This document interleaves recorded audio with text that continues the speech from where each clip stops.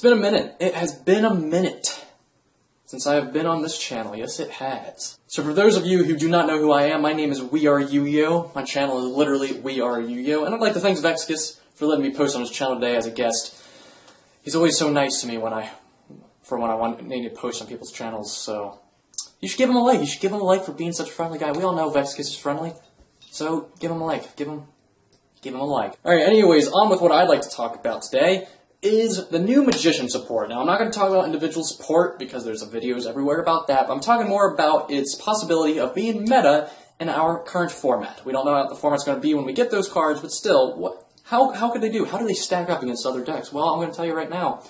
Stack up pretty well. Now, the deck does pretty good. It gets rank 7s on the field pretty quick, or level 7s and rank 7s. You have a Dark Magician card, and your standard Dark Magician, and some spells and traps to help him get out. Like I said, if you want to go into other details about those specific cards, there's videos everywhere about it right now, and you can go look up the cards.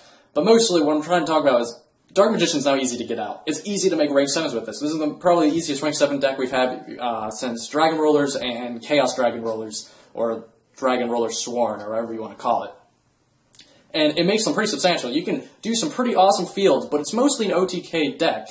I've been seeing some people running variants of kind of like control, defense, but when you play it, you mostly see like, yeah, this is more OTK with Eye of Timaeus and stuff like that. You can also play a pendulum version, which I would call more of the control version, but I don't recommend that version from what I've been testing. Personally, I recommend trying to play straight up Magicians with Gaga Magician in there, because you can make Gaga Magicians level 7, and then you can, Dark Magician to get a rank 7, and make Ebon and special summon Dark Magician. So while rank 7s are great, that doesn't make or break a deck. It also is just, it can swarm the field, and it has cards to get it onto the field, and you can use Dark Magic Attack and abuse that, which is awesome, because you can be like, Dark Magic Attack, like in the anime, and that's just cool, man. That's just cool shit. Now, we're talking about if it can stack in the meta is because, while this card is really good, and it does what OTK decks usually do, OTK, and it's not always necessarily an OTK, but it can set up for OTK plays.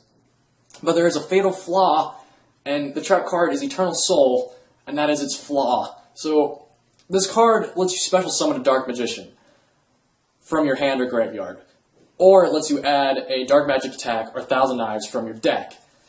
Also, it can't be your Dark Magician monsters cannot be targeted by effects. Actually, it might just be all effects. Targeted, all effects. Doesn't matter. Your Dark Magician monsters can't be affected by your opponent's card effects.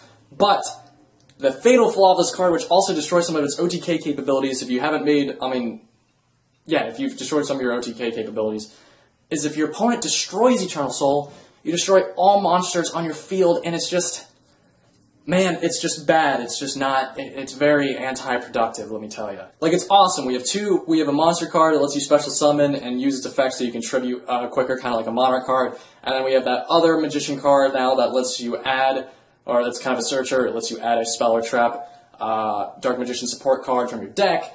We have Magician Circle, which is like a searcher card. It's great. We have awesome support, and it makes the deck a lot better.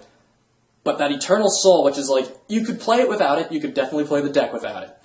But it's kind of also a necessity, for me anyways, when I play it, to play this card because it sets up plays, and it also lets you search out cards. And I like it for searching out Dark Magic Attack because it makes it kind of like a consistent back row destroying deck, because you get 3 of these cards, and if you haven't already drawn Dark Magic Attack, and getting a Magician on the field is easy, and you can take out your opponent's back rows, or your opponent's Pendulum monsters, and it can really help get through your opponent's field, and also help with your OTK. But they can also demolish your OTK by taking out Eternal Soul. So it's kind of a go for go, and if you don't play that card, there's a con, then, okay, you can not play that card, but then you have to take those 3 out and put something else in, and you could play 3 of the other trap cards, but then the deck's not as consistent, so it makes it not as meta. Yeah. Now, it's not the end of the world if this card does get destroyed, but it can just be counterproductive, and it kind of ruins the whole OTK setup, because you can have an OTK ready to go, and your opponent can just MST it, or Twister it, or whatever, and your whole field is gone. So it's just too big of a con, and it's also too helpful of a card, so it's kind of like a go for go. Like, this deck does go meta, which it will be probably slightly played to a degree, just because, one, it's nostalgic, because it's badass. You get to play Dark Magician and have it actually be badass with a normal monster. But at the same time, it's, yeah. Though there are pros, Dark Magician being a normal monster cannot be targeted by like Phoenix Chain and shit. Though how many people do you really see Phoenix Chain? Not often, but you know, hey, there's a pro. And you can make rank 7s, which just feels kind of right after Dragon Ruler's been gone for so long and there hasn't been really a deck to replace that. And now it just feels cool to be able to play Big Eye or play Red Eye's Metal Nova or whatever it's called. I don't even remember. And play a card that used to be $100 and now it's like $15, I think, or maybe even less. Draco Sack, which honestly in this game right now isn't even that great to get on the field anyways, but it's just funny seeing that card used to be like $100, now it's like whatever. So that's just my thoughts on it. I don't think it can be that meta. That's my final thoughts on it.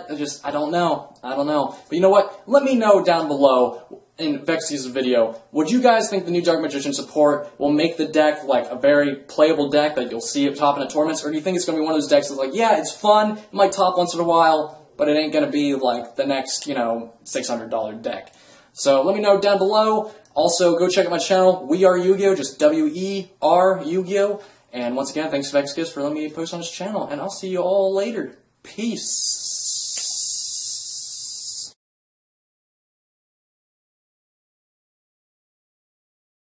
Catch me if you can.